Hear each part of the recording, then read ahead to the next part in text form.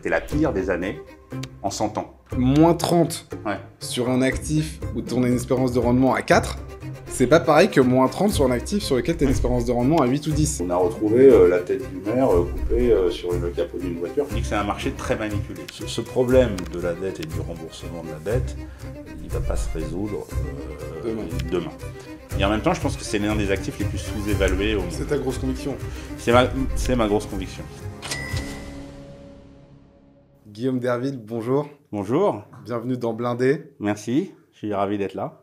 Merci d'avoir accepté notre invitation. Vous êtes ici, enfin, tu es ici, je me permets de te tutoyer, ça sera plus efficace Oui. parce que déjà, tu es quelqu'un de très légitime sur les marchés financiers. Tu as passé plus de 30 ans en salle de marché, en asset management, mais aussi et peut-être surtout parce que tu as une grosse conviction sur les marchés, que tu as bien développé dans tes différents travaux de recherche depuis quelques années. Et c'est ça que moi, je voulais vraiment creuser, déjà à titre personnel au premier degré. Mhm. Et je crois que c'était l'occasion de le partager aussi avec tous ceux qui nous écoutent. Voilà. Oui, alors effectivement, je pense qu'il y a des périodes où en fait c'est très important parce qu'on fait face à des changements. Et je pense que là, on fait face à un changement de paradigme.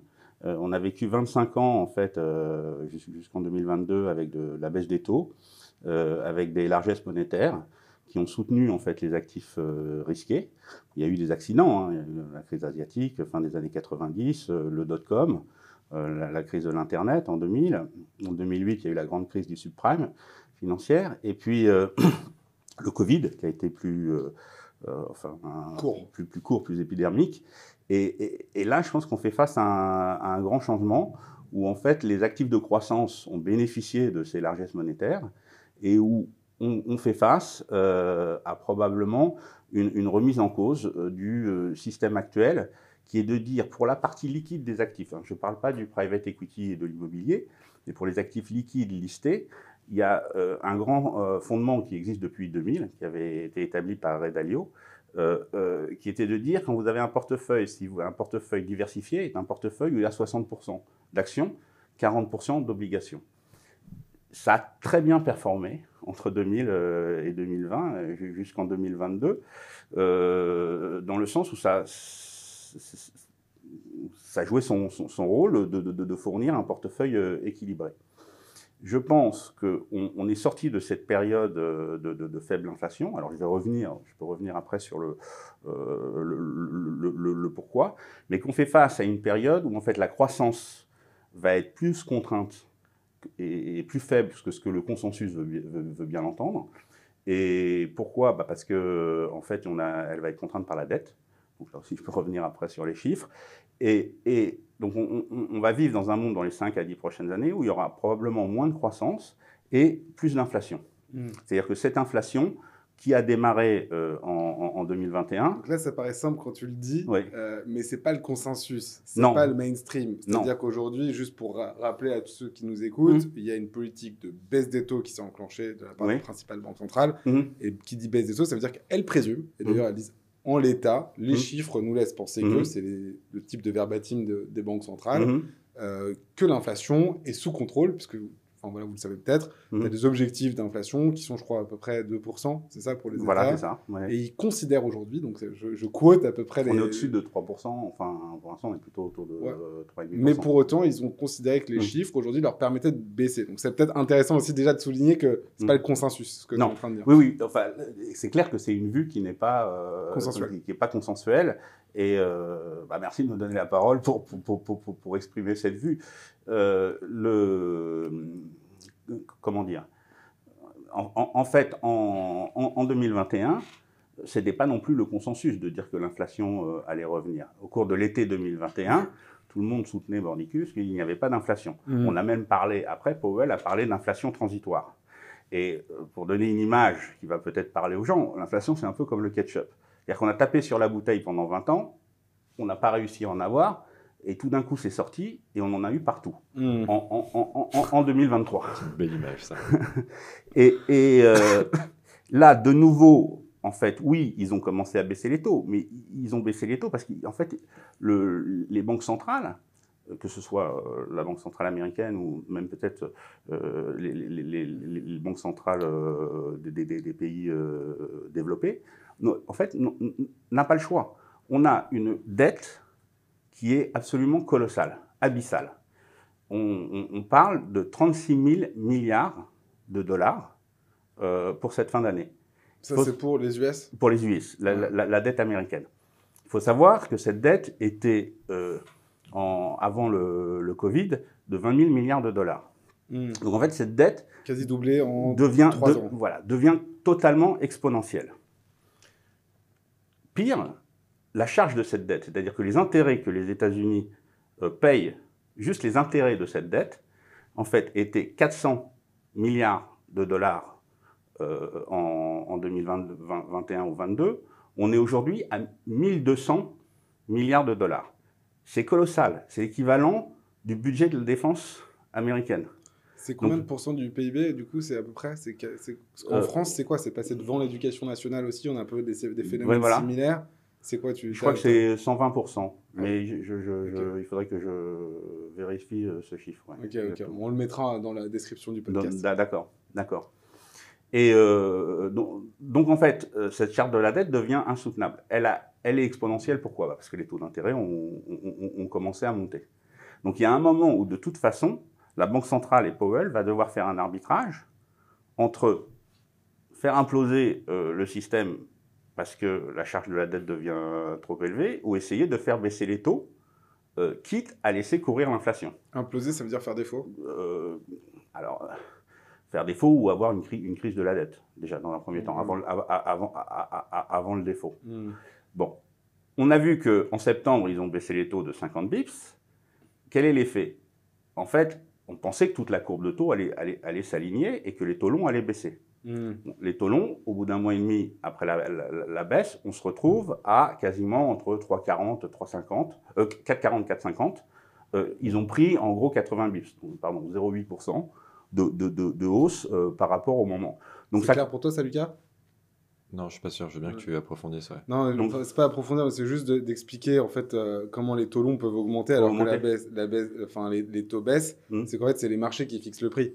C'est-à-dire que les marchés ils peuvent être en désaccord avec la vue de la Banque centrale, et dire qu'il y a plus de risques et donc ça augmente le taux. Qu'il y a plus de risques sur cette dette et que donc en fait les taux longs, c'est les taux des bons du Trésor. Si personne ne veut de ces bons du Trésor ou considère que 4% c'est pas assez ou que 3,5% c'est pas assez, en fait les taux longs vont commencer à monter. Donc ça veut dire qu'en fait les banques centrales et Powell, alors c'est une vision peut-être un peu extrême, mais je le pense, petit à petit sont en train de perdre le contrôle.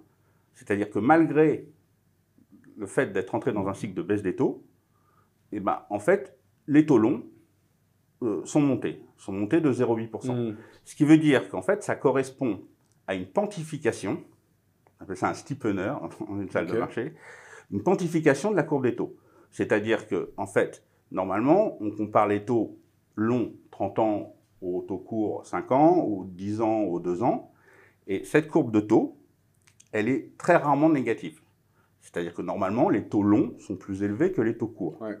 Dans l'histoire, il y a eu quelques périodes, et ces périodes ont toujours été précurseurs en fait d'un problème sur le de récession de récession, d'un problème et de récession et d'un problème sur les marchés, c'est-à-dire que on a vu ça avant 2000, avant 2006, en 2007, et on avait vu ça aussi pendant une plus longue période qui était la fin des années 70. Donc chez Romain, on a vraiment travaillé sur ça, puisqu'on avait cette conviction que l'inflation revenait et que la courbe des taux allait rester un peu négative jusqu'à une entrée en récession. Et à la fin des années 70, il y a eu plusieurs années, en fait, où les taux courts étaient plus élevés que les taux longs. Il se trouve que là, on vient de passer une période de 2 ans où la courbe des taux était inversée, et soudainement, depuis quelques mois, il y a une repantification massive de cette courbe des taux. Donc, c'est ce qui s'était passé dans les années 70 aussi, où la récession avait suivi tout de suite? Dans les années 70, en fait, il y avait eu à la fin, au début des années 80, en fait, on était sorti avec une repantification et oui, une récession. Okay. Ouais. Donc voilà. Donc en fait, on assiste, pour répondre à ta question, qui est de dire finalement les institutions, que ce soit les banques centrales ou les gouvernements, considèrent qu'il n'y a pas d'inflation.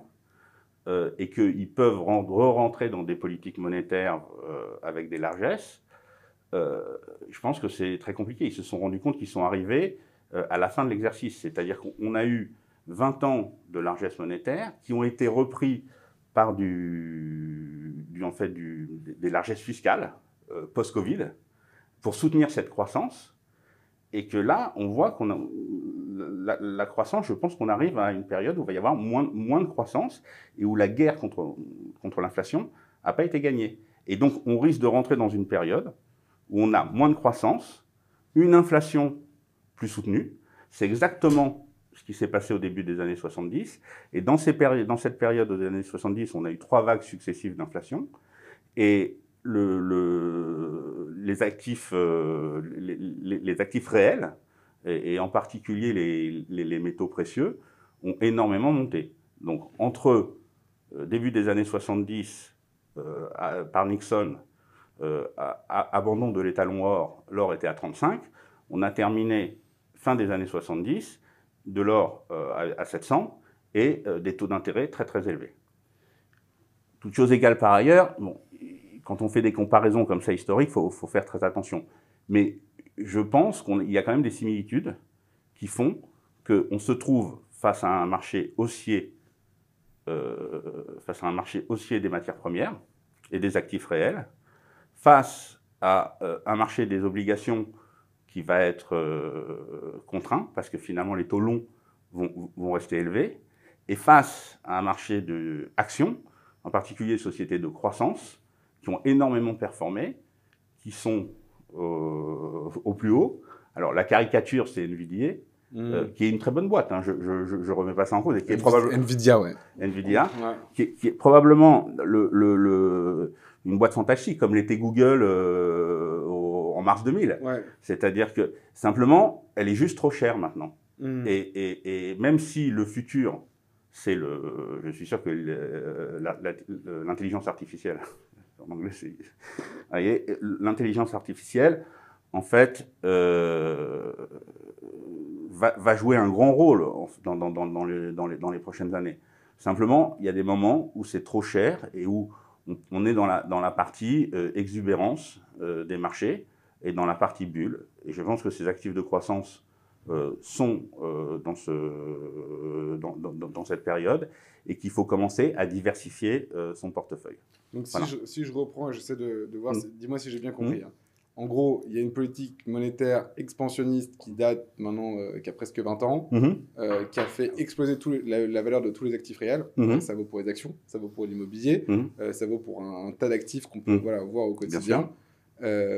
Sauf que cette politique expansionniste, c'est-à-dire de taux bas, le taux bas, ça veut dire de l'argent pas cher, et donc qui va du coup se reporter dans les actifs et qui a été accéléré par le Covid. On l'avait dit d'ailleurs, il y avait eu ces surplus d'épargne, c'était assez caractéristique. Donc, il y a eu encore un phénomène d'accélération à ce moment-là.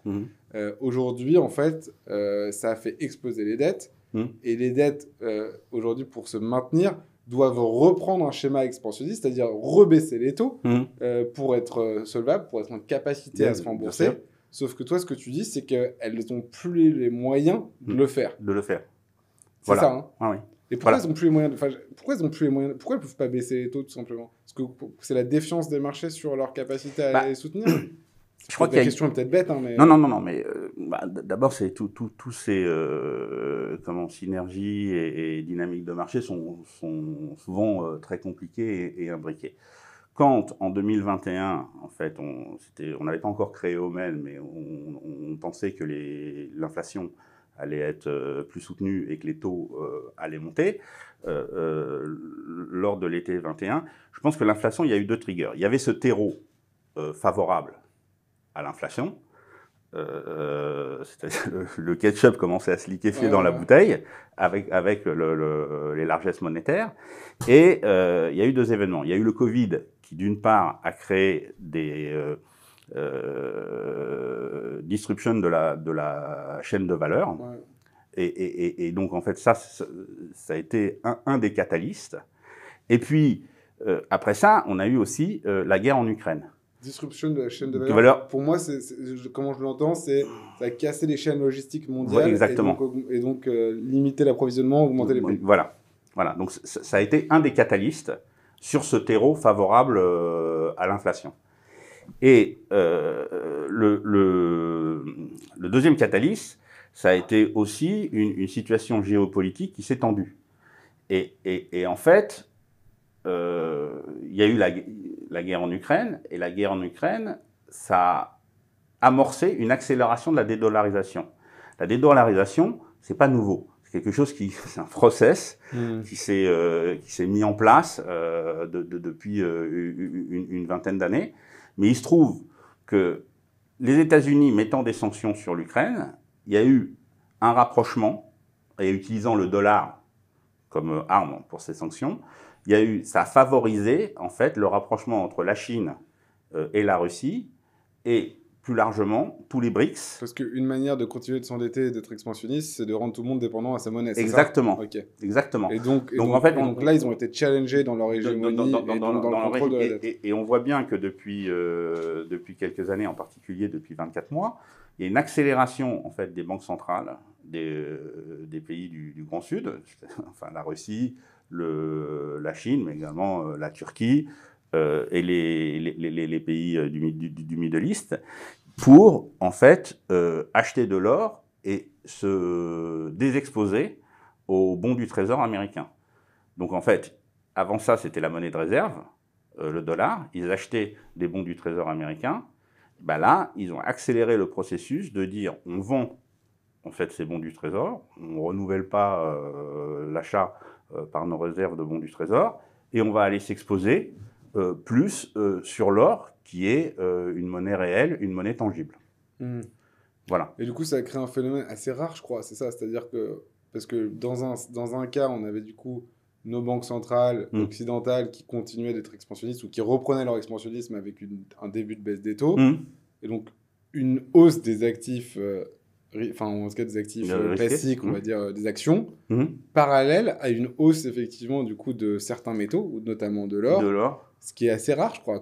Et c'est parce que pour une fois, ce n'était pas les mêmes drivers, c'est ça ? Oui, alors là, la hausse de l'or n'a pas été du tout le résultat, en fait, des investisseurs qui ont investi dans l'or.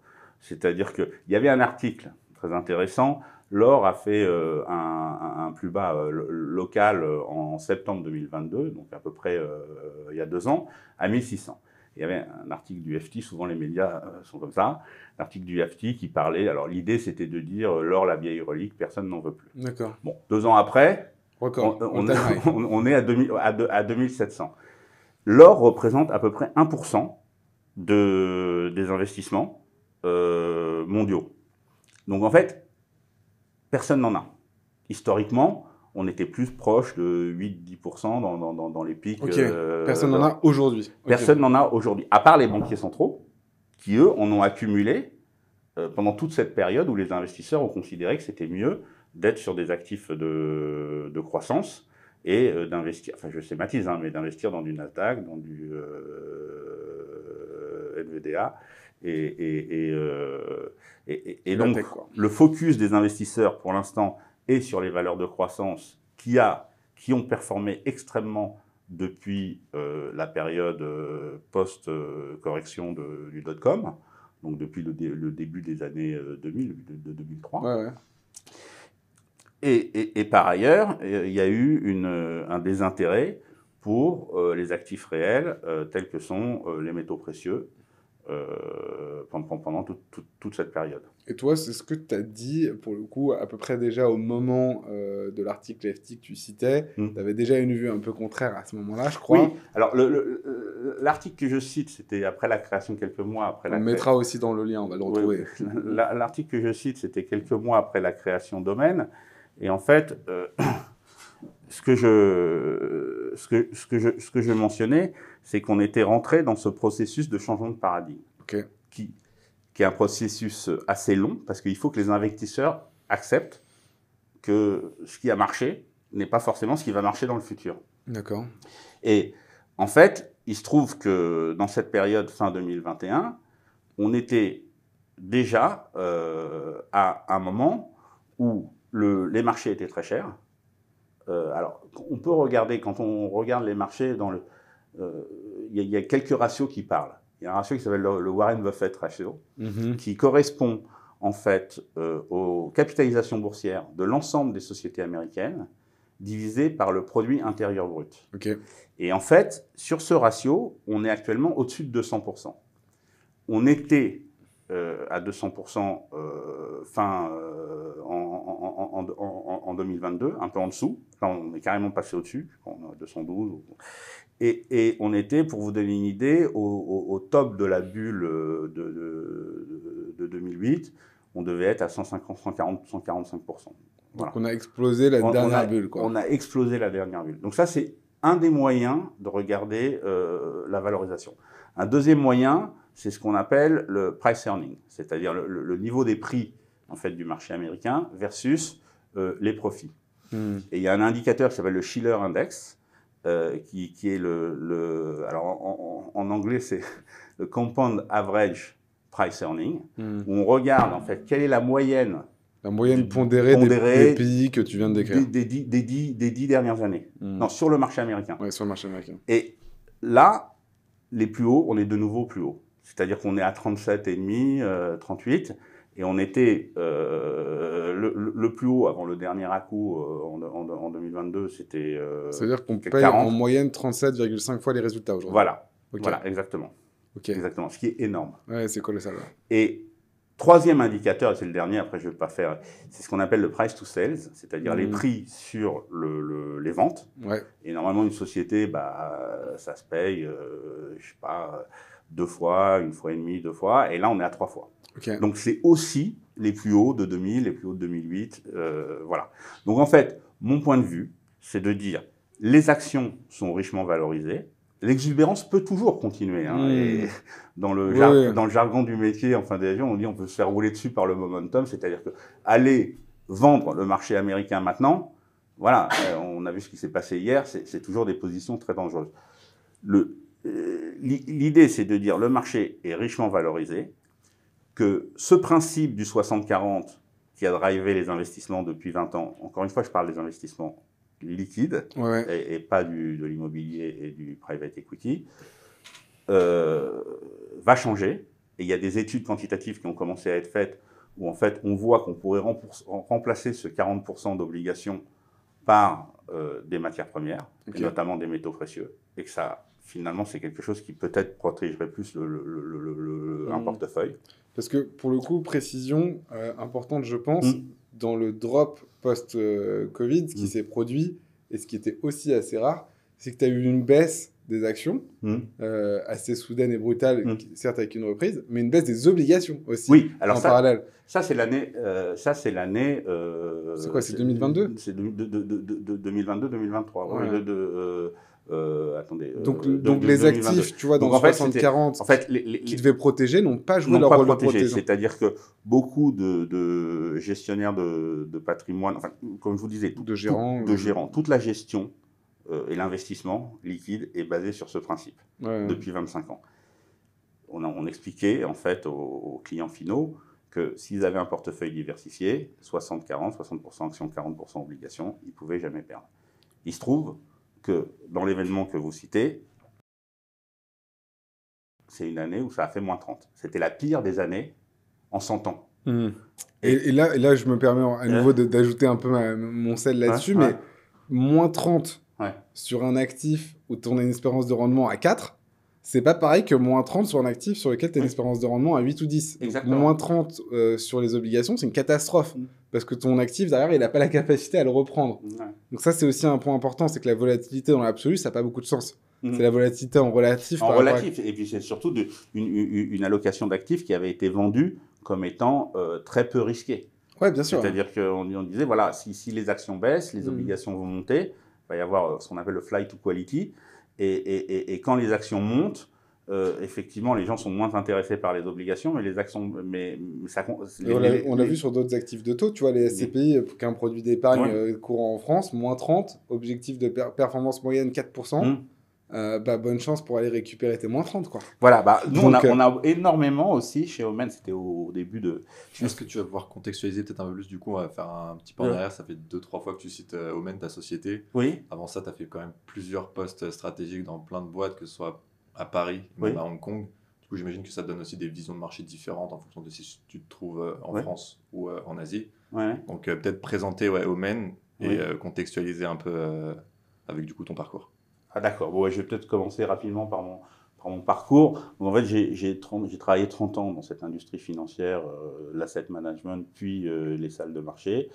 J'ai eu la chance de commencer après mes études au milieu des années 90, en fait, pour un hedge fund qui était un des premiers hedge funds en Europe qui traitait en fait de la dette émergente. Pour 75%, c'était après la restructuration des bonds en Amérique latine. Donc, et il y avait 25% d'actions émergentes. Moi, j'ai commencé comme analyste, je faisais la recherche pour la partie action.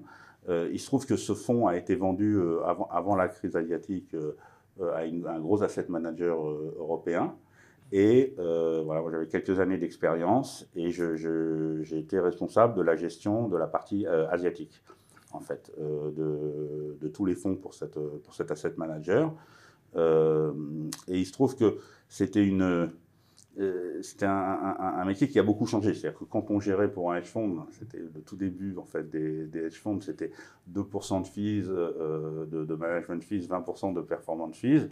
Quand on rentre dans un gros asset manager, le but, c'est ce qu'on appelle l'asset gathering, et d'avoir une proposition de valeur avec une multitude de fonds qui ont un tracking error, donc en fait une prise de risque par rapport à un indice de référence très faible. Et c'est en fait le client qui choisit s'il veut être exposé à telle classe d'actifs et qui prend le risque. Et le gérant doit reproduire finalement son indice de référence. Donc c'était quelque chose moi qui m'intéressait moins. Enfin, intellectuellement, je trouvais que c'était moins intéressant. Je suis parti sur le... Parce qu'un hedge fund, pour peut-être ceux qui ne savent pas ce que c'est un peu all-weather, c'est-à-dire en toute circonstance, tu dois performer, quoi. C'est ça l'objectif. Voilà, c'est ça. C'est des logiques de performance absolue. Quand les marchés baissent, tu gagnes. Quand les marchés montent, tu gagnes. Ou tu perds moins. Mais c'est ça l'idée, le mandat, c'est surtout... Je reviendrai aussi sur la notion de... Et c'est peut-être ça, finalement, aussi qui te guide aujourd'hui, toujours quand même dans ta logique d'investisseur ou de conviction. Tout à fait. C'est quand même ce mode de pensée. Ce mode de pensée. Enfin, je vais finir sur ma carrière, mais vous allez voir que, en fait, cette gestion du risque et du ratio au rendement-risque est quelque chose de très, très important et qui, à mon avis, fait la différence entre les très grands gérants de l'histoire. Tout le monde a des idées, tout le monde a des vues. Un rationnel qui peut aller sur ses vues forme une conviction, mais cette conviction, en fait, le vainqueur, c'est celui qui arrive à transformer en fait cette conviction dans un investissement qui va être asymétrique. C'est-à-dire, si j'ai raison, je vais gagner. Si j'ai tort, je ne vais pas perdre autant que ce que j'aurais dû perdre par rapport à un investissement linéaire, en fait. Voilà. Donc, après ça, je suis parti vendre passer sur ce qu'on appelle le sell side, c'est-à-dire du côté banque d'investissement, pour vendre de la recherche fondamentale. Et puis j'avais quand même un côté un peu... Recherche fondamentale, c'est quoi? Est-ce que c'est ça les analyses justement d'entreprises? Oui, voilà, c'est ça. C'est des analystes qui regardent sur le marché action, en fait, qui suivent des entreprises qui font des recommandations d'achat, de vente, principalement d'achat. La banque d'investissement et toute l'industrie est très biaisée à la hausse. C'était à quel moment ça du coup? Donc ça c'était au début des années 2000, où j'ai fait ça, je couvrais les marchés asiatiques et surtout le marché japonais. Moi j'étais en charge du marché japonais. J'ai monté le bureau d'une banque australienne, Macquarie Bank, la plus grande banque d'investissement à Paris. Et derrière, en fait... il se trouve que avec cette banque, j'ai été en Asie en 2015 et j'ai fait 15 ans en Asie. Et en Asie, en arrivant en Asie, parce que j'étais français, parce que, voilà, on m'a demandé de couvrir une classe d'actifs de clients qui était émergente, qui étaient les fonds spéculatifs, les hedge funds, qui étaient un peu plus courantes. Voilà, probablement les Australiens trouvaient qu'un Français, un accent français, la réputation des ingénieurs français, ça sonnait ingénieur, c'était bien de couvrir ces fonds. Donc j'ai commencé à couvrir ces fonds, mais pas en utilisant des dérivés. Au départ, je recommandais des valeurs sur la recherche fondamentale. Et puis après, je me suis ces fonds ont utilisé des dérivés, et puis c'était aussi une activité, les dérivés ont été inventés par les Français au milieu des années 80, 90. On va rappeler du coup rapidement dérivés. Alors, dérivés, en fait, comment qualifier un dérivé? Vous avez en fait, prenons le marché d'actions, ou une action ou un indice. Quand vous investissez dans l'action, vous allez acheter des parts de la société. Les ingénieurs français, au départ, après ça s'est répandu dans les banques américaines, mais dans les années 90, ont inventé un tas de produits qui permettaient en fait d'acheter soit une option d'achat à un certain niveau sur ce titre, soit une option de vente. Donc ça, c'était au tout début. Donc c'est ce qu'on appelle des calls, options d'achat, des puts, options de vente. Après ça, c'est devenu bien plus complexe, c'est-à-dire que leur imagination et leur capacité à faire des maths n'avaient pas de limite. Donc ils ont fait des produits sur ce qu'on appelle les paramètres de risque et sous-jacents. C'est-à-dire qu'on pouvait investir dans la volatilité. Donc c'est la façon dont bouge un actif par rapport à sa tendance. En mathématiques, c'est l'écart type. Et voilà, il y a eu, c'est ce que j'appelle moi the rise of the geeks. Donc il y a eu l'émergence des geeks. L'émergence des geeks, et il y a eu toute cette nouvelle finance qui a commencé vraiment à s'accélérer à la fin des années 90 et qui a été l'apogée, en fait, ça a été de 2008, enfin, ça a été les années d'or, où en fait ces mathématiciens permettaient de construire des véhicules d'investissement qui étaient reliés au sous-jacent. Donc le sous-jacent pouvait être un bond, une obligation, pouvait être une action, pouvait être un indice. Et en fait, il y a toute une économie parallèle. Alors, il y a un intérêt économique à ces produits. Warren Buffett avait qualifié dans les années 2000 les dérivés comme des outils de destruction massive. Je pense que, en fait, les dérivés ont aussi une implémentation, une vraie utilité. C'est-à-dire que c'est aussi des produits qui permettent d'avoir soit du levier, soit aussi de la couverture. Donc, si vous voulez, notamment je vais vous donner un exemple, dans les commodities, ça permet aussi aux producteurs de commodities de fixer un prix dans le futur. C'est des contrats quand même, d'une certaine façon. C'est des contrats. C'est des contrats à terme. C'est des contrats à terme. Voilà. Ok. Voilà. Et du coup, tu as cette carrière bancaire, effectivement. Donc, je me suis spécialisé dans la vente au hedge fund. Et ces hedge funds consommaient plus de dérivés, ce qui fait que j'ai été après embauché par d'autres banques ou banques françaises pour vendre ces dérivés, donc ces options d'achat, ces options de vente, ces produits de volatilité, produits de corrélation à des hedge funds. Et puis il se trouve qu'à la fin des années 2000, j'étais pas forcément content de la recherche que j'avais, puisque c'était deux mondes différents. Il y avait d'un côté un monde du storytelling, de l'analyse fondamentale, et de l'autre côté un monde des ingénieurs qui utilisaient finalement le balance sheet, le bilan de la banque, pour faire ses produits. Et en fait, il y a une grande banque française, qui est probablement la meilleure banque européenne, qui m'a offert l'opportunité de monter un service de contenu pour monter en fait une recherche dite transactionnelle. C'est-à-dire qu'on fournissait les vues de marché, le rationnel derrière ces vues, mais en même temps, on fournissait aussi une implémentation et quelle était la meilleure façon d'implémenter une conviction pour atteindre cette asymétrie, de dire si j'ai raison, je vais gagner, si j'ai tort, je vais moins perdre. En gros, c'est un espèce d'économiste qui prend des décisions, quoi. Voilà, mais j'étais pas du côté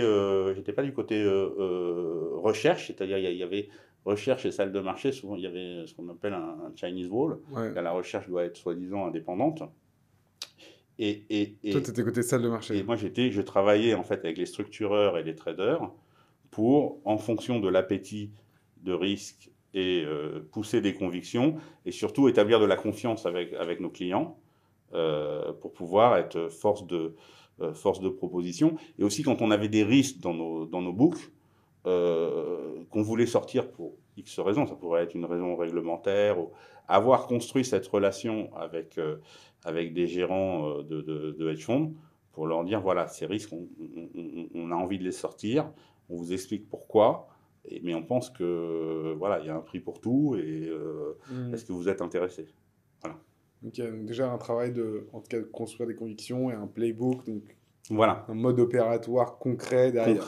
Concret derrière. Voilà. Et puis tout s'est un peu arrêté avec MiFID, dans le sens où l'industrie financière était finalement la seule industrie où il n'y avait pas de facture détaillée. C'est-à-dire que en fait, quand vous vendez, que vous êtes un intermédiaire financier et que vous vendez un produit, vous vendez une action, il y avait une commission d'exécution, et dans cette commission d'exécution était comptée l'exécution, la recherche et tout ce qui... C'était du tout en un, quoi. C'était du tout en un. Ce qui permettait d'avoir une certaine opacité et ce qui permettait d'être assez rentable. MiFID a fait ils ont dit, voilà, l'exécution, les clients vont payer pour l'exécution, et la recherche, en fait, va être payée par l'asset manager, et non plus par le fonds, donc par les clients. Et si moi je vous dis, je vous donne le FT, vous allez lire, mais si je vous dis, il faut le payer, dans ces cas-là, vous dites... Donc en fait, à partir de 2017, il y a eu, avec MiFID, il y a eu cette séparation. Donc plus de transparence sur les marchés, mais d'un autre côté, les budgets de recherche ont été coupés et les banques n'avaient plus trop intérêt à investir en fait, dans la recherche. Elles se sont plutôt spécialisées dans l'exécution. En fait. Ok.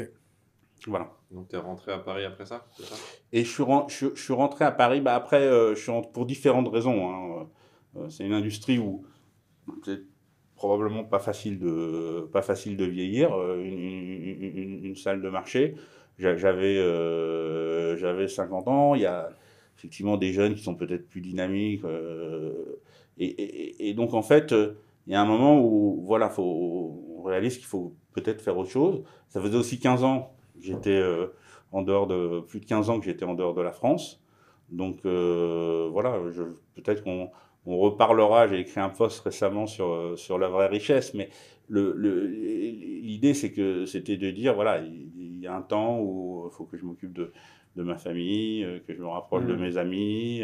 Mes enfants étaient adolescents, ils avaient connu que Hong Kong, ils connaissaient que l'Europe en vacances. Donc, en fait, je pense que c'était très bien. C'était le bon moment, voilà. Et donc, pour le coup, ça tombe quand même. Enfin, ça te dégoûte pas de la finance puisque tu y es toujours. Ouais, non. Et surtout pas du contenu, puisque c'est quelque chose quand même. Bah, le contenu, moi, j'ai toujours fait en fait ma carrière sur le contenu. C'est-à-dire que dans les années sur les activités de cash, un peu la caricature, c'est The Wolf of Wall Street, où en fait bien sûr, les gens vendaient, enfin, soi-disant de la recherche fondamentale, mais il y avait beaucoup d'entertainment. Moi, j'ai toujours eu un côté assez professionnel, comme Bookworm, plus quand ça dépend de tes clients aussi, quoi. Quand tu pitches un hedge fund, je pense que c'est pas la même exigence en face que quand tu pitches des penny stocks à des particuliers. Exactement. C'est pas la même chose, quoi. C'est pas le même métier. C'est pas le même métier, mais voilà, les hedge funds sont vraiment, comme eux sont rémunérés à la performance, ils sont vraiment très très intéressés par ce que tu as dans la tête et pas moins par autre chose. Ouais, ok, je comprends. Si vous voulez voir autre chose, regardez le Wolf of Wall Street. C'est un bon film. Mais donc, un bon divertissement, justement. Mais du coup, ça revient à ta conviction. Tu parlais, on était sur les taux, on était sur les produits de taux, les obligations, voilà. La disruption du 60-40. Pareil, moi, je m'étais permis aussi de faire une extension sur d'autres produits de taux, notamment l'immobilier d'entreprise, qui avait aussi connu une grosse déroute. C'est tout cette c'est toute cette analyse Exactement. Qui fait que tu te lances dans Omen. Dans Omen. Et alors, Omen, c'est quoi? Moi, j'avais cette conviction. J'ai des investisseurs avec qui j'avais travaillé qui m'ont demandé au cours de l'été 2021, qui m'ont demandé de leur faire une présentation sur ma vision du monde. Il se trouve qu'à cette période, moi, j'étais déjà sorti depuis plusieurs mois. Je n'avais pas spécialement regardé les marchés de très près. Voilà, ils ont insisté, ils en avaient besoin pour un client. J'ai regardé ça de près et il se trouve que l'été 21, je les ai rappelés et je leur ai dit, écoutez, je pense que ce que tout le monde, le grand méchant loup, c'était le retour de l'inflation, mais qui n'arrivait jamais depuis 2008. Et j'ai dit, c'est important aussi, peut-être juste sur ça encore une fois, les gens parlent, il y a un pays, il y a un cas particulier. De stagflation ou de stagnation d'inflation très très basse, c'est le Japon. Et à un moment, je crois que ça fait 30 ans ou 40 ans qu'il y a 1%, 0% d'inflation au Japon, c'est ça. Et quand même, si on se remet en 2020 ou même 2019, il y avait beaucoup d'économistes qui calquaient les courbes du Japon sur celles de l'Europe et des États-Unis et qui expliquaient que on entrait tous qu'on entrait maintenant, le monde occidental entrait dans une nouvelle ère qui était une ère de zéro inflation.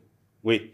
Alors, Ou je me trompe? Le cas japonais est intéressant parce que c'est quelque chose que j'ai regardé toute ma carrière. Parce qu'en fait, je couvrais les actions japonaises et après, j'étais basé à Hong Kong et j'ai vendé des dérivés, et notamment les dérivés sur le Japon et sur le Nikkei. Donc, et en fait, c'est un cas intéressant parce que la bulle japonaise s'est terminée à la fin des années 80. Au début des années 90, le Nikkei était proche de 40 000, je crois. Et en fait, il faut voir que 20 ans après, on était à 9 000. Et donc, en 2010, ça a été une des choses sur lesquelles j'ai aussi beaucoup travaillé. C'est-à-dire qu'on avait un marché japonais qui avait baissé de 40 000 à en dessous de 10 000. Plus d'investisseurs institutionnels du tout étrangers au Japon. Plus personne ne s'intéresse à un marché qui baisse de 75%. Voilà, plus personne regarde. Et on avait juste des investisseurs retail qui cherchaient en fait à avoir du rendement et qui en fait faisaient, c'était le marché de l'Uridashi qui est le marché de l'autocall, l'autocall en France. Et donc en fait qui transformaient de la volatilité equity pour se faire payer du rendement.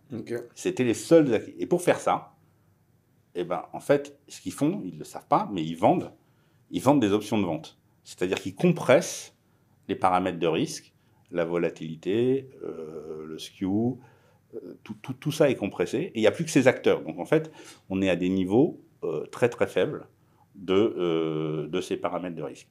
Et en fait, fin des années 2010, post-earthquake au Japon, est élu, un ami dit, je vais changer le banquier central, qui en fait, l'ancien banquier central était très bien, mais Shirakawa, et je vais changer le banquier central et on va commencer à mettre les largesses monétaires sous stéroïdes. Ils en avaient déjà fait beaucoup pour essayer de soutenir le marché. Mais ça, c'était, je ne l'ai pas cité tout à l'heure quand j'ai cité mes grands moments importants dans la gestion, dans la prise de décision. Je pense que c'était un moment très très important. Le yen était à 78, le Nikkei était en dessous de 10 000, et on est on est 10 ans, 12 ans après, ou 14 ans après, et on a de nouveau un Nikkei proche des 40 000 et un yen à 150. Okay. Donc ça a été un grand, voilà, c'est pas forcément... Politique effective alors. Mais en tout cas, une politique, voilà, quand vous avez la banque centrale qui met des taux à zéro et qui les fixe à zéro, et qui, à côté de ça, achète directement le marché des actions, voilà. Après, encore une fois, c'est le même principe que je retourne à ma métaphore sur le ketchup. Ils ont tapé sur la bouteille, jusqu'à maintenant. Et ça commence. Ça venait pas, et là, ça commence. Voilà. Et quand ça commence, c'est difficile à arrêter. C'est très, très difficile à arrêter. Okay. Voilà. Ok. Et donc effectivement, ta conviction transposée donc, à l'Europe, à l'Europe et à l'Occident plus largement, et aux US, sur cette inflation qui boom. Et là, comme dans tes époques bancaires, du coup, tu me l'as bien expliqué tout à l'heure, tu as une idée aussi. Tu as une idée d'actifs. Pour toi, il y a un play où il y a une opportunité d'investissement énorme. Voilà. Qui est complètement laissé de côté, en fait, par les marchés et les observateurs. Voilà. Alors, ce play, c'est alors, il y a deux choses. Je voudrais parler de deux choses. D'une part, hein, quel est l'actif qui devrait bénéficier si ce changement de paradigme a lieu? Et je pense que l'actif obvious, c'est les matières premières. Donc, ce changement de paradigme, c'est le début de l'inflation. C'est une inflation plus pérenne, pardon. Une inflation plus pérenne et une croissance contrainte par la dette. Voilà. Et dans ça, on se retrouve avec des matières premières qui, elles, sont au tapis. Et je pense que c'est un début de marché haussier sur les matières premières. Alors, deux types de matières premières. Il y a des matières premières qui sont liées juste à la monnaie. Donc, c'est les métaux précieux. Okay. Ça va être l'or, le silver. Bien que le silver soit à l'intermédiaire des matières premières, donc le silver, c'est l'argent, pardon, à l'intermédiaire des matières premières, dans le sens où l'or n'a pas d'utilisation économique. Le silver, en fait, on en a besoin économiquement. On en a besoin dans toutes les industries du futur. C'est-à-dire qu'on a besoin de beaucoup de silver dans les panneaux solaires. On a besoin de silver dans les batteries. On a besoin de silver dans l'armement. Donc, en fait, c'est quand même des industries qui vont... C'est un métaux utile aussi. C'est un métaux très utile. Alors, le silver est en déficit. C'est-à-dire que le silver, on produit 800 millions d'onces de silver par an. Et voilà, l'année prochaine, la consommation sera de 1 milliard d'euros. C'est-à-dire qu'il y a à peu près 400 millions d'onces de déficit. De déficit de production. Voilà, de production. C'est un métal qui est également assez volatile. On parle d'une capitalisation qui est beaucoup plus petite en fait que l'or, et surtout qui est très drivé par ce marché des dérivés et de ce qu'on appelle l'argent papier. C'est-à-dire que le ratio entre l'argent physique existant et l'argent en circulation via de l'argent papier, des dérivés, il est de 1 à 400. C'est faramineux. Wow. C'est-à-dire que les investisseurs demandent rarement la livraison de l'argent. Pourquoi? Le ratio, l'argent, c'est beaucoup plus volumineux que l'or. Même moi, je vais être sûr de comprendre. L'argent papier, c'est l'argent traité en bourse, et l'argent... L'argent papier, c'est de l'argent... oui, c'est ça, c'est de l'argent traité en bourse qui peut être... Si vous voulez, c'est plus il a une valeur, disons, de 1. Ça peut être un futur. D'accord. Voilà.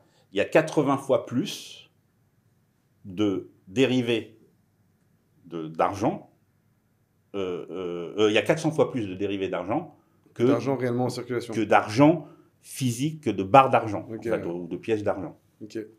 C'est possible comment ça, du coup? Moi, je comprends pas bien comment on peut avoir du coup un tel ratio.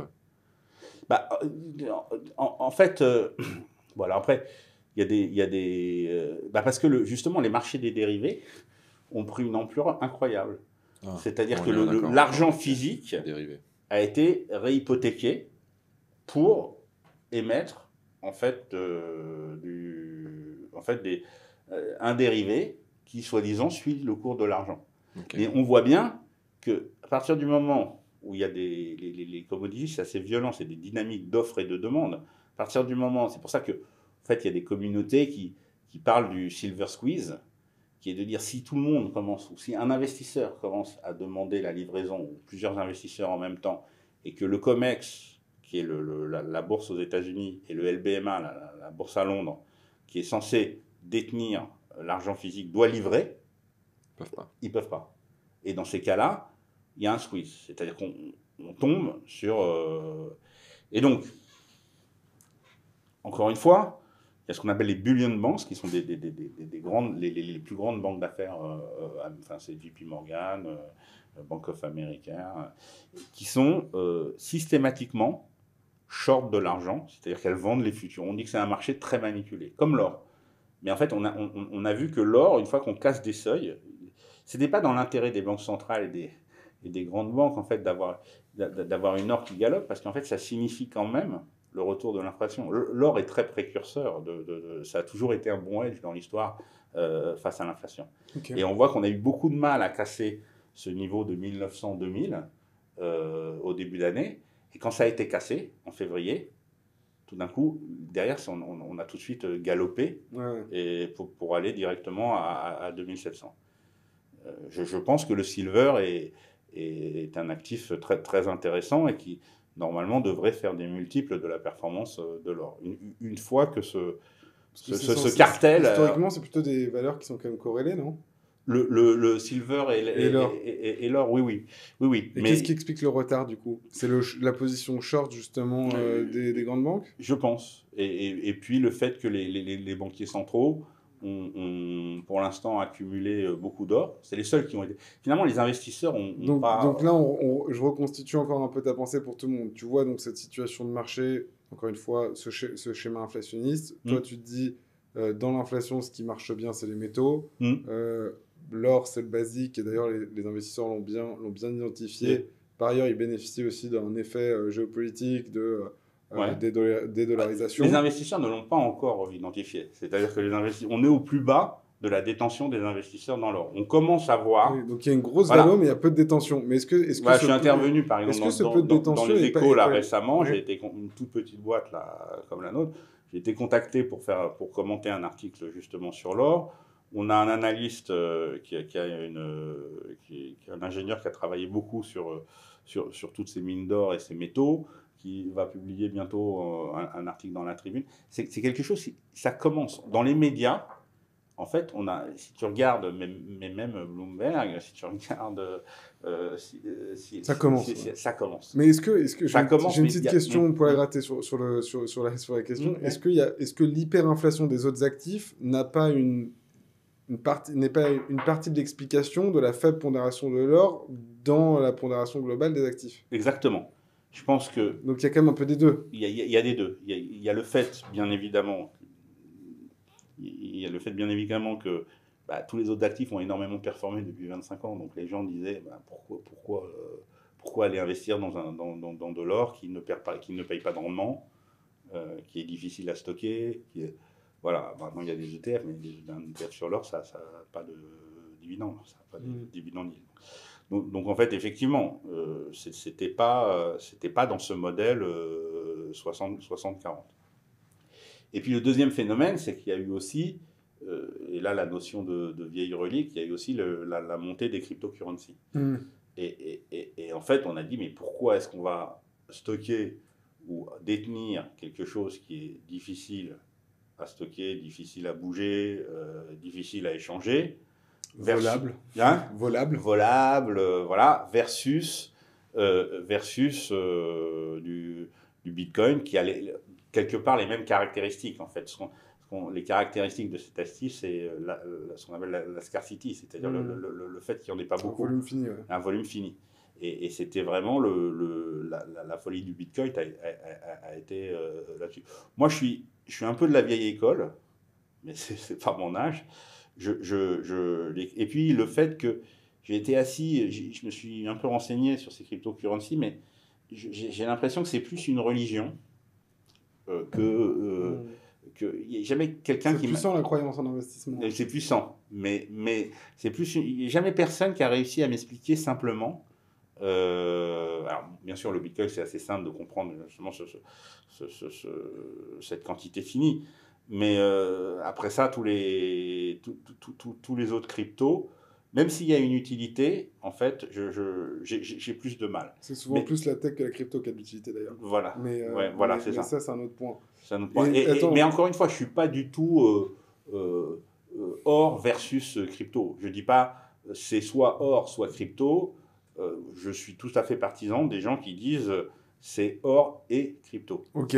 Attends, excuse-moi, j'essaye aussi moi pour nos auditeurs. Donc, inflation, matières premières, or. Et là, tu nous as quand même bien détaillé l'argent, qui est du coup une sous-catégorie qui répond C'est oui, c'est l'or du pauvre. Enfin, dans le sens où il en faut. Sauf qu'on voit qu'il a quand même un attribut intéressant par rapport à l'or, c'est son utilité. Donc c'est l'or du pauvre, en même temps c'est pas que l'or. Et c'est pas que l'or, puisque c'est pas qu'une valeur refuge, c'est aussi une commo utile. Et comme c'est une commo utile, c'est aussi une commo qui va réagir à la croissance, aux anticipations de croissance. Et c'est peut-être aussi ce retard. C'est-à-dire que si finalement toute l'information est comprise dans les prix, si on fait face à une récession, on aura probablement moins besoin d'argent. Et peut-être que ce déficit en fait, de la production sera moins important que ce qu'on pense, parce que ce sera moins consommé. On va faire moins de panneaux solaires. Donc en fait, effectivement, c'est un actif plus compliqué à appréhender. Et en même temps, je pense que c'est l'un des actifs les plus sous-évalués au monde. C'est ta grosse conviction. C'est ma grosse conviction. C'est ma grosse conviction. Et derrière ça, une fois que j'ai trouvé, je pense que c'est l'actif. Alors après, il y a aussi les matières premières qui sont plus utiles, comme le cuivre. C'est-à-dire que ce qui est incroyable, c'est que dans l'extraction de toutes ces matières premières, en fait, il n'y a pas eu de capacité développée depuis 25 ans. Si on prend des mines de cuivre, c'est 16 ans pour créer une mine de cuivre et avant qu'elle produise. Donc en fait, mettons une quinzaine d'années. Et en fait, ce que tu dis, c'est qu'il n'y a pas eu de création de mines de cuivre sur les 20 dernières années. Sur les 20 dernières années, très peu. Et pourquoi ? Parce que ce n'était pas ESG. Donc ESG, c'est en français, c'est... Pour simplifier, on peut dire que c'était pas green. C'était pas écolo. Voilà. C'était pas écolo. Et là, il y a un paradoxe absolument incroyable, et une hypocrisie absolument incroyable. C'est-à-dire que on vend aux investisseurs la transition énergétique en leur disant, voilà, le futur, c'est pas le pétrole, c'est pas les matières fossiles, mais ça va être l'électricité. Le tout électrique, ça va être les panneaux solaires, ça va être les éoliennes. Et pour faire tout ça, il faut des métaux. Et l'électricité, une voiture électrique, c'est 80 kg de cuivre. Donc en fait, on ne produit pas ces métaux. On vous dit faire des trous dans la terre, c'est horrible. Alors, mais rouler en trottinette. mais vous allez quand même rouler tous ces métaux n'existent pas. Donc en fait, on a parlé de la partie métaux monétaires, partie métaux industriels. Je pense que dans toute cette transition énergétique, si elle a lieu, et je pense qu'on va en avoir énormément besoin. Donc c'est aussi un axe de développement. Après ça, pour avoir un levier sur ces matières premières, je pense que les mines, les actions minières, sont un très bon investissement. C'est-à-dire que tout le monde a délaissé cet investissement pour des bonnes raisons. Hein. La gouvernance de ces actions était... Alors là, je reprends les actions que je connais bien, les actions minières et donc aurifères et d'argent. En fait, il y a deux types. Il y a ce qu'on appelle les seniors et les juniors. Et en fait, les seniors, c'est les productrices, principalement, et les juniors, c'est les exploratrices. Et les exploratrices, il faut savoir que c'est un business model très compliqué. C'est-à-dire que c'est un peu comme dans le biotech. C'est-à-dire qu'on cherche, donc on doit lever beaucoup d'argent pour chercher. Et quand je lève 10, il y en a 3 qui vont aller pour creuser, et 7 qui vont aller pour le train de vie de l'équipe de management, et continuer à lever de l'argent. Donc en fait, les juniors... Ça fait cher l'appel. Ouais, faut faire attention. C'est comme la différence entre junior et senior, c'est un peu comme le venture et le gross, quoi. Voilà, exactement. Voilà, exactement. Mais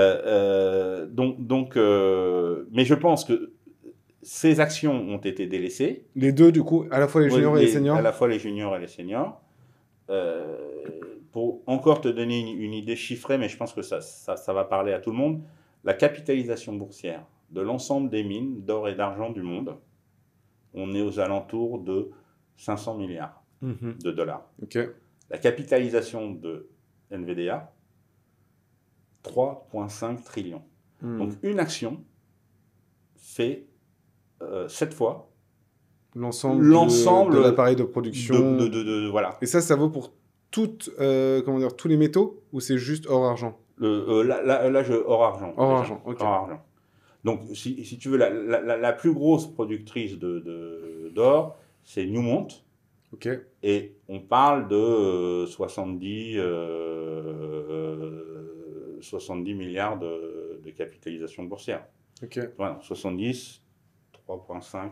Et là, le PI d'une boîte comme ça, c'est quoi? Donc, pour revenir à le PI ratio dont Guillaume parlait tout à l'heure sur... Je ne l'ai pas en tête, mais c'est aux alentours de 15. Enfin, c'est une valeur normale. C'est une valeur très très normale, voilà. voire les plus basses. On disait 37,5. Oui, c'est les plus basses. Et c'est surtout des sociétés qui, normalement, alors que le sous-jacent monte, j'ai expliqué un peu pourquoi. Là, en fait, en se disant l'or est au plus haut, on se dit, bah, elles sont au plus haut. Alors, ouais. En fait, non. Elles ne sont pas au plus haut. Alors, il y a deux raisons. Donc, elles étaient délaissées. Okay. C'est un secteur assez volatile parce que c'est un secteur qui est assez étroit et finalement peu liquide versus les autres. Pour les raisons de Green, que tu as mentionné de Green, complètement délaissées. Et finalement, il y a aussi un gros problème, c'est-à-dire qui est les coûts de production. C'est-à-dire que tant que l'or était en dessous de 2000, les coûts de production avec une inflation qui augmentait, des coûts de l'énergie qui avaient augmenté pas mal, en fait, elles étaient pas si rentables. Maintenant, on voit que finalement, le prix du sous-jacent monte plus vite que les coûts de production. Et donc, ça veut dire quoi? Ça veut dire que ça va être des sociétés qui vont fournir des énormes cash flows. Et à condition qu'elles soient bien gérées. Donc, encore une fois, il faut avoir un vrai travail de due diligence sur le management. Et voilà. Et là, tu as cité Newmont sur l'or, c'est ça? Newmont, c'est sur l'or, oui. Et par exemple, Newmont vient de... Tout le monde avait des anticipations. Il y a aussi un autre phénomène. C'est que Newmont... J'ai écrit un post récemment sur Newmont, puisqu'ils ont publié leurs résultats le 23 octobre. D'accord. Donc, à peu près une dizaine de jours. Et en amont des résultats, j'ai dit, bon, voilà, vous avez une société qui va produire à peu près le même volume d'or, qui va avoir probablement un prix moyen de sa production beaucoup plus élevé qu'avant, puisqu'on a vu l'or au dernier trimestre monter fortement. Et voilà, ils ont, sur leurs bénéfices, déçus, parce qu'ils ont eu une hausse aussi de leurs coûts. Leurs coûts continuent de monter. Et donc, il y a un management. Nous, on ne considère pas que c'est une boîte bien gérée. C'est la plus grosse, mais ce n'est pas forcément c'est pas la meilleure. Et l'idée, là, c'était de dire, finalement, les investisseurs ont énormément vendu le titre, qui avait beaucoup monté. En février, ça valait à peu près 30. Ça valait 55 avant les... quasiment x2 en moins de 6-8 mois. Quoi. Voilà, 6-8 mois. Et il y avait, en début d'année, j'ai aussi mis ça dans un post, il y avait Stanley Druckenmiller, qui était en fait le gérant de Soros, du fonds Quantum. D'accord. George Soros, ouais. Ouais, George Soros, dans les années 80, et qui maintenant a son propre hedge fund qu'il a transformé d'ailleurs en family office. C'est une personne assez âgée, mais qui a, en début d'année, dit, voilà, il faut se mettre dans les mines. Bon, lui, probablement, il n'a pas regardé ne s'intéresse pas aux juniors ou aux plus petites capitalisations boursières, et donc il est rentré dans Newmont. Voilà. Ça a créé peut-être un bel effet aussi. Ça a créé, en tout cas, oui, mais c'est quelqu'un qui a la réputation de... c'est la personne qui, soi-disant, n'a pas eu une année négative en 30 ans de carrière. Quoi. Enfin, pas mal. Soros, oui. Pas mal.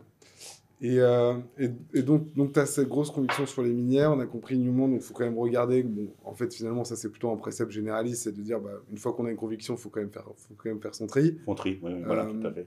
Et toi, du coup, j'imagine déjà, je devine de ce que tu m'as dit avant, que tu as dû regarder aussi celles qui sont positionnées sur l'argent, du coup. Oui. On a vraiment... Alors, du coup, je me suis... au Main Partner, on s'est rapproché on a trouvé... un des derniers analystes en Europe qui suivait parce que vous savez, quand les secteurs sont sont comme ça totalement abandonnés et représentent aussi peu en termes de capitalisation boursière et de transactions et d'actifs. Il n'y a plus d'analystes. Il n'y a plus d'analystes. Donc, on a trouvé effectivement un analyste indépendant qui nous peux dire qui c'est? Oui, Laurent Morel, qui a une lettre, notamment une lettre dans Or.fr, et qui, lui, a tout un réseau construit là depuis une vingtaine d'années. Il est vraiment passionné par toute cette histoire c'est un ingénieur tech à la base, non? C'était oui. C'est marrant. Enfin, c'est marrant pour faire la boucle, quoi. La boucle, ouais. C'était un ingénieur tech qui depuis 15 ans. Un ingénieur tech aux US qui s'est passionné pour les métaux. Il était au Canada, qui s'est passionné par les métaux. Amérique du Nord. Amérique du Nord. Et il s'est passionné pour les métaux. Et en fait, ce qui est très intéressant, c'est que voilà, du coup, on fait venir à Paris des boîtes qui sont plus des productrices ou des juniors. Mais nous on pense que les productrices de capitalisation moyenne sont en fait là où il y a le plus de... Donc les seniors, mais de mid-cap, c'est ça? Exactement. Okay. Seniors de mid-cap. Okay. Et en des capitalisations entre 500 millions, c'est vraiment limite small cap, et puis 3, 4, 5 milliards. C'est vraiment le créneau le plus juteux, parce que c'est là où on trouve des gens qui en fait, font encore une fois, il faut faire le tri, mais où il y a une bonne gouvernance, où en fait... si on trouve aussi ceux qui ont la bonne trajectoire d'un point de vue green, la taxonomie, les mines ne passent pas hein, dans le... Telle qu'est faite la taxonomie actuelle, vous allez chez un gros asset manager, il n'y a pas de mine. Il n'y a pas de mine. Voilà, oui, c'est peut-être aussi un des phénomènes d'explication. Oui, mais je peux vous assurer que quand l'or sera à 3000 ou 4000 et que le New Monde vaudra... On va changer la taxonomie. La taxonomie sera changée. Et on dira en fait, il faut une trajectoire. En fait, il faut investir selon le best in class, c'est-à-dire de trouver ceux qui vont avoir une bonne trajectoire au point de vue... Est-ce que c'est les mieux placés? Parce que tu disais que du coup, il n'y avait plus de création de nouvelles mines et de sociétés de... C'est un vrai sujet, puisque pour le coup, l'électrification, elle est vraiment en marche. Est-ce que ces gens-là sont, selon toi, ceux qui vont, quand l'État et les différentes instances gouvernementales prendre la décision probablement de rééquiper en mine ou relancer les mines, est-ce que c'est les mieux placés pour justement capter ces chantiers et se développer? Les mid-cap Probablement, elles sont bien placées. Elles vont surtout être bien placées pour se faire racheter par les plus grosses. Oui, aussi. Parce qu'on a besoin. Donc, il va y avoir aussi beaucoup de M&A dans le secteur. Donc, c'est pour ça qu'on pense qu'effectivement, d'avoir une approche un peu bottom-up fait aussi du sens. Pour l'instant, on a beaucoup parlé de ce qu'on appelle le top-down, c'est-à-dire on va de la vue macro à la vue micro. À la vue micro, mais il y a aussi vue micro et comprendre lesquelles vont se faire racheter et quelles vont être les cibles parce que c'est les meilleurs. Et que les grosses vont avoir besoin de relais de production et que plutôt que de relancer des mines, il faut acheter des capacités. Voilà. Une petite question indiscrète, mais j'aime bien cette expression « put your money where your mouth is », mettez votre argent là où votre bouche est, ce qui ne veut rien dire en français, mais on le comprend. Est-ce que toi, tu es investi du coup sur ces valeurs-là? Oui. Alors, oui, là, on est dans un podcast et tout ça. Oui, on va dire que j'ai de l'or. Tu es aligné avec ce que tu nous dis. Voilà. Exactement. Voilà. Sans être dans le détail. Mais en tout cas, c'est... J'ai de l'or et ça a structurellement changé ton portefeuille qui ne ressemble pas à un 60-40. Ah, pas du tout. Dire ça. Voilà. Pas du tout. Voilà. C'est tout ce qu'on peut dire. Pas du tout. Oui. Ok. Est-ce que, du coup, dans ces mid-cap, il y en a 2-3 qui vraiment méritent... avec des gens qui auraient écouté le podcast juste là, qui auraient fait l'effort de compréhension. Si moi je veux rentrer dans le secteur, et c'est pas exclu d'ailleurs, c'est lesquels sur lesquels tu me dirais d'aller regarder en priorité? Peut-être Newmont pour comprendre le secteur quand même. Oui, alors Newmont, Barrick, c'est les deux plus connus. Après, dans les grosses qu'on aime bien, c'est des choses comme Kinross. Mais ça a déjà, alors les gens vont regarder, ils vont dire ça a déjà galopé. C'est-à-dire qu'en septembre, quand l'or était à 1600, Kinross valait 3,50, ça vaut 10. Donc ça a déjà... ça a déjà... Mais si vous regardez un graphique très long terme, ça a déjà fait x3. Mais si vous regardez un graphique très long terme, je pense que ça va beaucoup, beaucoup plus haut, en fait. Ok. Sachant que je pense que l'or va aller beaucoup plus haut. Ah, mais quand même. Que le silver va... Oui. Ben, après, un Newmont fait juste... après, juste 100%. Non, mais là, ça a pris quand même 15% le jour des résultats. Parce qu'il y avait aussi toute cette attente sur les bénéfices.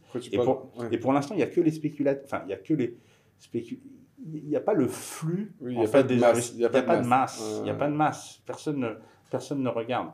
Et ces mines représentent, si on dit l'or, c'est 1% de l'allocation mondiale, les mines, c'est 0,3% de l'allocation equity. Enfin, c'est totalement...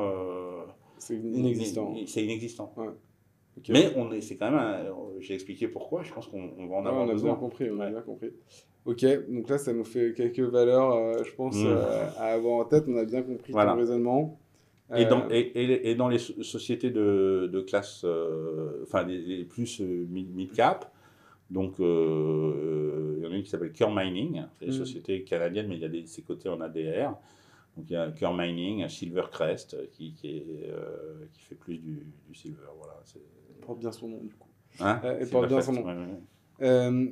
Juste peut-être une dernière question un peu sur cette classe d'actifs, c'est la géographie. Moi, je ne connais pas de mine en France, par exemple. C'est peut-être parce qu'on n'a pas d'or ni d'argent. Est-ce qu'il y a un biais géographique associé à ce play Oui, bien sûr. Alors, les grandes juridictions, en fait, où ces actions se traitent, c'est au Canada, en Afrique du Sud et en Australie. Okay. Après, des mines, il y en a partout, dans des pays qui sont souvent émergents. Et justement, je parlais du Grand Sud. Qui est-ce qui a toutes ces matières premières ? C'est le Grand Sud, c'est pas l'Occident. Donc en fait, oui, il y a aussi tout un problème de juridiction, d'étudier bien les juridictions, parce que où sont les sites de production et d'exploration. Parce qu'on voit très bien qu'on est soumis en fait à des changements de gouvernement. On parle aussi il peut y avoir des nationalisations, il peut y avoir, c'est souvent en Amérique latine, au Mexique, il y a des problèmes de sécurité. C'est pas la classe d'actifs la plus simple quand même. Hein. Non, c'est une classe d'actifs et c'est aussi pour ça que ça a été délaissé. Mais si vous avez une exploration d'or ou d'argent au Mexique, il y a aussi tous les problèmes liés tous les problèmes liés à la sécurité. En fait, récemment, il y a une mine dans un pays d'Amérique du Sud, je ne veux pas citer ni le nom de la mine, mais où on a retrouvé la tête du maire coupée sur le capot d'une voiture. Non, mais dans la juridiction. Donc en fait, voilà, c'est effectivement. C'est pas forcément les anecdotes qu'on entend le plus souvent sur un podcast de finance, donc c'est intéressant. C'est intéressant de comprendre ce risque géopolitique spécifique, voilà, bien sûr, associé à la classe d'actifs, et qu'il y a des explications aussi à son délaissement. Une partie est macro et d'autres parties sont beaucoup plus micro. Et donc voilà. Moi, je trouve que cette conviction elle est très originale. Honnêtement, je l'avais jamais entendue, notamment sur les minières, et donc c'est aussi ça qui m'a motivé à faire ce podcast avec toi, Guillaume, c'était de mieux comprendre et peut-être de partager aussi cette conviction. Maintenant, elle est aussi spécifique. On voit qu'il faut être armé quand même pour entrer dans les classes d'actifs comme ça. Je pense que c'est un trade en diversification qui peut avoir vraiment du sens, notamment pour des gros patrimoines aussi, en protection du capital ou pour être contracyclique. Maintenant, ce que je voudrais éviter tout de suite, ce serait une surinterprétation de certaines analyses. Typiquement, un petit portefeuille doit toujours continuer d'être investi, diversifié. Bien sûr. Le play, ici, il est spécifique. Il est très spécifique. Et on a bien compris, je pense, dans la construction de ton argumentaire, que ça suppose quand même une vraie compréhension quand même pour adresser ces questions-là. Donc voilà, je mets ce petit disclaimer, c'est pas mon habitude, mais c'est un petit disclaimer important. Tu m'as demandé au début là, de donner ma plus grosse conviction. On travaille aussi beaucoup sur d'autres sujets, c'est-à-dire qu'on a aussi beaucoup travaillé, puisqu'on avait cette conviction sur le fait qu'on allait en 2021-2022 voir les taux augmenter. Une des grosses classes d'actifs dites alternatives en France, c'est l'immobilier, et notamment l'immobilier papier. Donc on a aussi beaucoup travaillé sur ces sujets qui sont les SCPI, et on avait travaillé pour fournir une solution en fait plus liquide pour investir dans des baskets de foncières où on neutralisait les risques sur les taux et les risques actions liés à ça. Donc loin de nous. En fait, c'est par rapport à ta question initiale. Non, bien sûr, et je suis content qu'on y ait répondu. Quelle est la conviction? On a été, ça paraît peut-être un peu hardcore mais voilà. Après ça, on travaille aussi, on a une seconde conviction, toujours dans cette logique de changement de paradigme, qui est de dire, en fait, il va y avoir un retour de l'alternatif. C'est-à-dire que les investisseurs vont chercher des véhicules décorrélés de ces marchés actions et de ces marchés obligations. Et ces véhicules décorrélés, en fait, ça va être des véhicules dits de rendement absolu. Hedge fund. Voilà. Alors, les hedge funds sont chers, et il se trouve que les ingénieurs, notamment les ingénieurs français, je reviens, et le jus de cerveau de tous ces gens brillants, ont finalement, depuis 15 ans, reproduit les techniques des hedge funds des années 2000.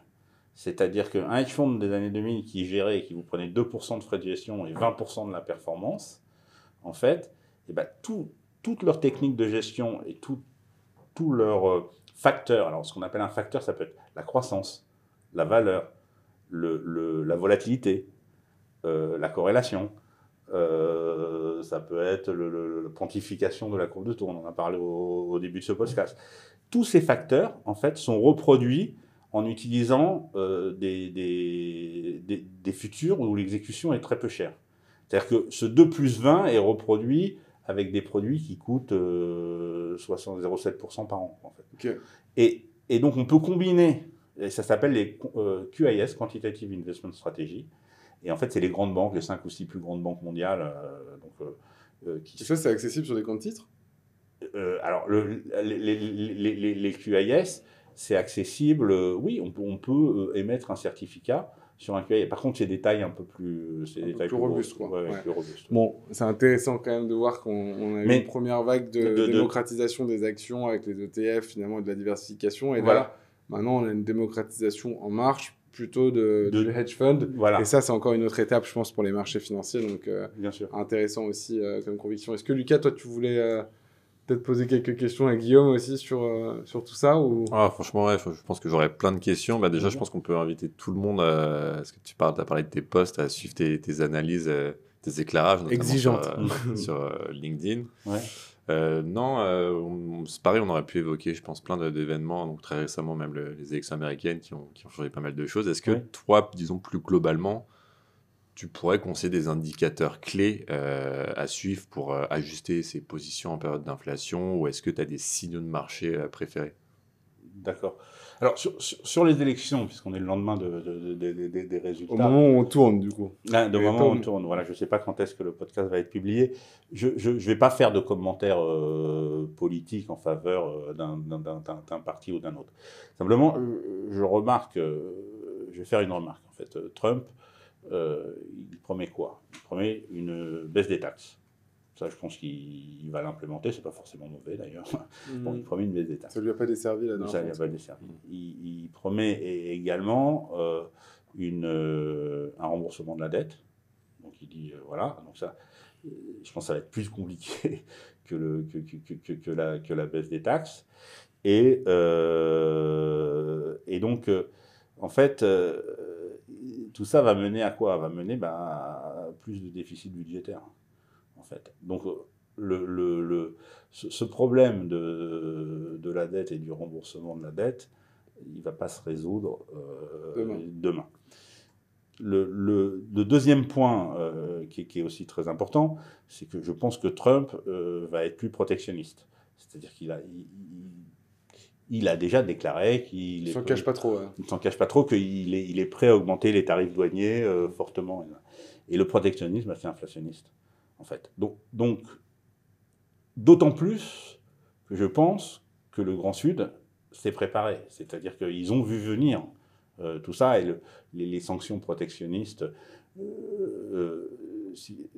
Les Chinois, ça fait déjà plusieurs années qu'en fait, il y a des discussions autour de tout ça. Donc ça va pas être si simple que ça pour Trump de garder le dollar en tant que monnaie de réserve, en même temps que d'imposer des contraintes protectionnistes. Des contraintes protectionnistes. Et en face, tout ce qu'on a vu, ça va dans le sens en fait de la conviction de départ très, très, très macro, qui est de dire les taux vont rester élevés parce que en fait la dette des pays développés, et notamment des États-Unis, va continuer d'être vendue par... Voilà, c'est deux forces inflationnistes, quoi. C'est une politique libérale et donc plus de gaz finalement dans la machine, et deux, des contraintes protectionnistes. Donc, voilà. Donc ce qui marche très bien si la croissance repart de façon fantastique, mais il y a un tel poids, un boulet de dette et charge de la dette que c'est... Voilà, c'est un croyant de la croissance. Voilà. Pour revenir à ton truc d'expert. Voilà. Est-ce que tu avais peut-être à nous recommander, pour ceux qui veulent approfondir aussi, il y a eu beaucoup de sujets abordés, mais allez, disons qu'on se concentre quand même sur ta grosse conviction, sur les matières premières et peut-être plus spécifiquement sur les minières. Est-ce qu'il y a une lecture, indépendamment du coup de tes contenus, qu'on mettra du coup en lien de ce commentaire? Est-ce que tu as une lecture, un truc à recommander pour les gens qui voudraient creuser ce point?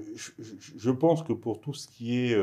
que ce soit des gens, des investisseurs du retail ou des gestionnaires de patrimoine, suivre que ce soit le Subtract, soit les lettres de Laurent Morel dans Or.fr, c'est des lettres en français, c'est très très bien. Il suit ces marchés, à la fois le marché des sous-jacents. Il parle que de l'or ou il parle de tous les métaux du coup? Il parle beaucoup d'or et d'argent, mais on est en train de travailler sur s'étendre notamment au cuivre et autres. Non, il parle aussi d'autres métaux. Ok, on mettra aussi le lien du coup vers sa lettre. Qui est gratuite du coup? Malheureusement, je crois que c'est payant, mais c'est pas cher. Bon. On verra si on arrive à en partager une grâce à toi. Voilà, bien sûr. Et sinon, la façon d'implémenter, alors encore une fois, on a bien vu que c'était important de comprendre aussi bien surtout au niveau micro, en fait, cet écosystème. Et Laurent a tout l'écosystème de ce qu'on appelle le C-suite. Donc le C-suite, c'est quoi? C'est CEO, CFO, CEO dans une boîte. Et on connaît toutes ces boîtes au Canada, en Australie, et on les fait même venir à Paris, en fait, celles dans lesquelles on est investi. Et pourquoi je mentionnais ça? C'était pour dire que en fait, c'est important de bien connaître ces sociétés. Et après ça, Omen Partner est aussi un intermédiaire financier. C'est-à-dire qu'on a des convictions, mais on a aussi toute une activité qui est juste d'intermédiation. C'est-à-dire qu'on travaille avec différents types de clients, que ce soit des clients conseillers en gestion de patrimoine, banque privée, family office, où on aide il y a une partie un peu plus institutionnelle. On a fait par exemple du conseil quand les taux ont commencé à monter pour restructurer la dette en fait, de sociétés qui étaient dans les 100 premières sociétés françaises. Donc on a toute cette capacité en fait, de structuration et de compréhension en fait.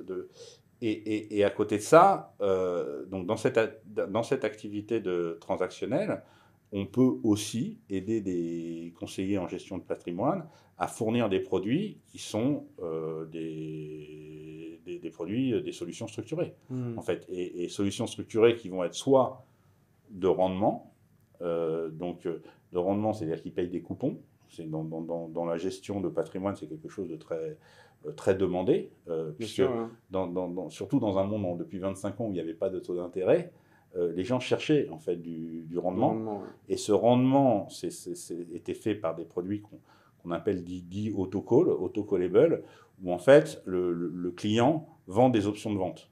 Et en vendant des puts, ces options de vente, il collecte la prime et ça lui permet d'avoir des coupons. Donc en fait, il y a tous ces produits de rendement. Il faut savoir que en fait, c'est une grosse partie des solutions structurées du monde de la gestion, du monde retail, de la gestion d'actifs. Et ce sont des produits qui marchent très bien, plus le sous-jacent est volatile. Donc, et j'ai expliqué aussi que les mines étaient assez volatiles. Donc ça veut dire que c'est des produits qui vont fournir en fait du rendement assez intéressant. Et c'est volatile, mais c'est pas cher le sous-jacent. Donc en fait, je trouve que c'est particulièrement intéressant d'aller chercher du rendement sur cette classe d'actifs. Okay. Et le deuxième, je ne sais pas si j'ai été clair, mais le deuxième axe, c'est on a des taux qui sont plus élevés que ce qu'ils ont été depuis 25 ans.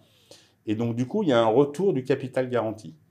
Et ça veut dire qu'on peut aussi trouver des expositions dites de participation. Là, ce n'est pas de rendement, mais de participation. Au bénéfice, ouais. Aux plus-values. Aux plus-values du sous-jacent, mais que ce soit du MSCI World ou des mines, ou de l'or, ou des matières premières, et en offrant, en fait, une protection en capital. Et ça, je trouve ça particulièrement intéressant dans le sens où ça permet de faire ce qu'on appelle du cash extraction, ou d'avoir cette asymétrie. C'est-à-dire quelqu'un qui a été exposé à une classe d'actifs à 100% à la hausse et à la baisse, on lui dit on va vous exposer à cette classe d'actifs et on va vous donner une protection en plus. Ça permet de ne pas dénaturer l'allocation.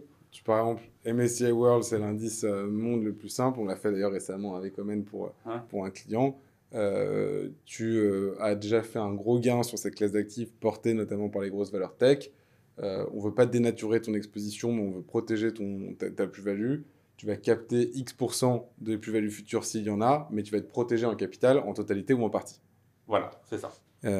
Ok, bon, ça c'est des bons points. Nous, en tout cas, on travaille déjà avec Omen sur certains sujets, effectivement. Je pense qu'on va réfléchir aussi, c'était aussi l'objet du podcast, à faire peut-être quelque chose de spécifique sur ta grosse conviction, Guillaume. Donc voilà, ceux qui nous regardent pourront aussi suivre de près notre proposition sur les minières. Je pense qu'il y a effectivement quelque chose d'intéressant à jouer et on vous le communiquera dans un format un peu spécial, je pense, pour que ceux qui veulent jouer cette grosse conviction puissent le faire. Je ne sais pas si le mot jouer est particulièrement bien choisi, mais en tout cas, vous m'avez compris. C'est de la diversification. C'est une diversification, c'est l'opportunité d'accéder à votre recherche, d'accéder à vos convictions d'une manière un peu différente. En tout cas, on vous mettra un espèce de package global à travers ça. C'est un alternatif, pour le coup, à des ETF et une exposition un peu plus standard, donc intéressante. Lucas ? C'est bon, je pense qu'on peut on peut partir sur le mot de la fin. Merci beaucoup, Guillaume. Je vous remercie. C'était très dense, c'est vrai, mais c'était très intéressant. Je pense qu'on va se reparler pour faire faire plein de choses, des petites capsules, faire des posts en commun pour aller un peu plus loin dans la vulgarisation de certains thèmes et certaines idées. Mais merci beaucoup d'être venu. Merci Guillaume, merci beaucoup. C'est moi. Au revoir. Au revoir.